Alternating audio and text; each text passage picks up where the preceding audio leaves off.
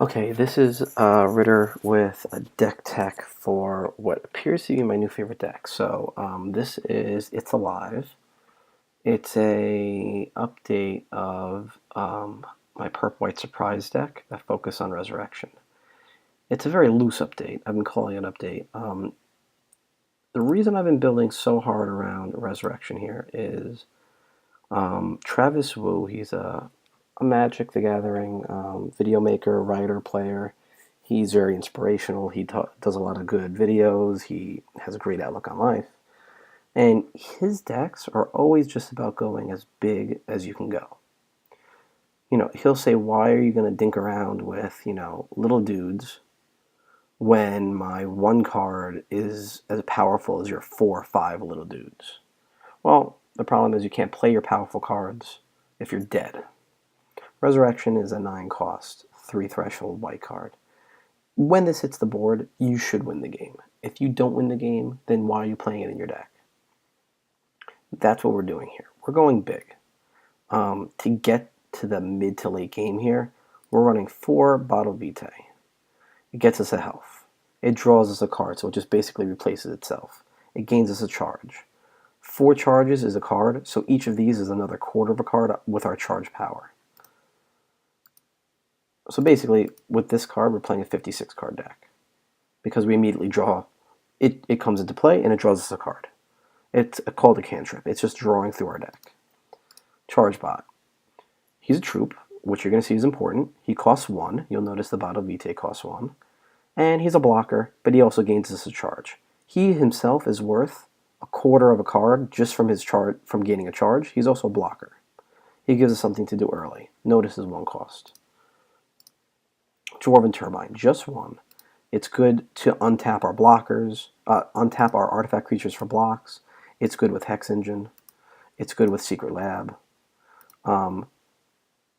Notice it's 1 cost. Okay. You're seeing a theme here. Eternal Guardian is part of our monsters. He's just as monster as it gets. He's an 8 mana. He's big, but he's a 5/5 flyer.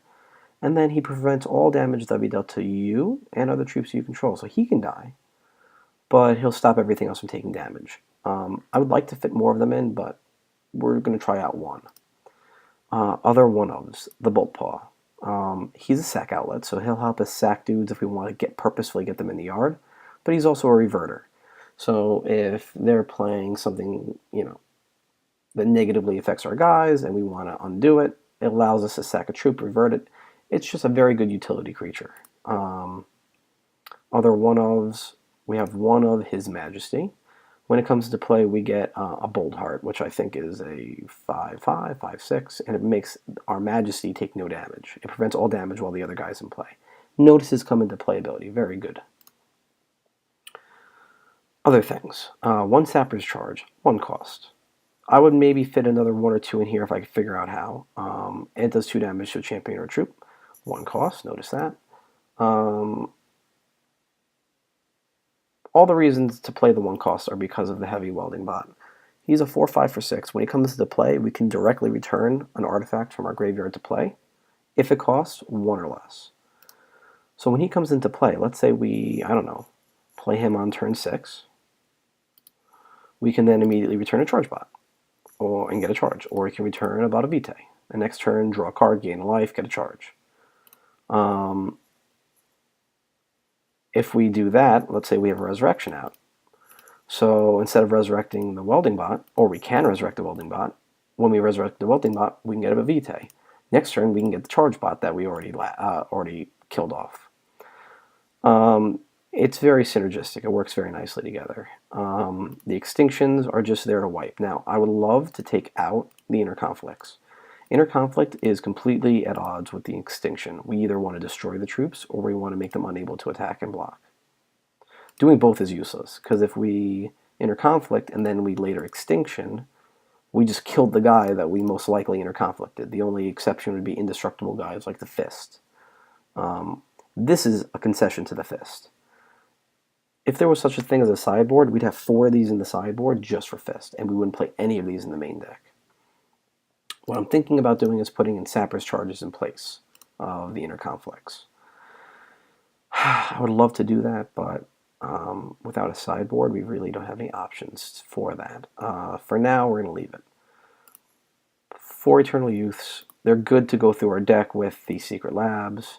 They'll help us draw, the Vitaes will help us draw 2 of them, and then the packs. Now, right now, we don't have a lot of life gain.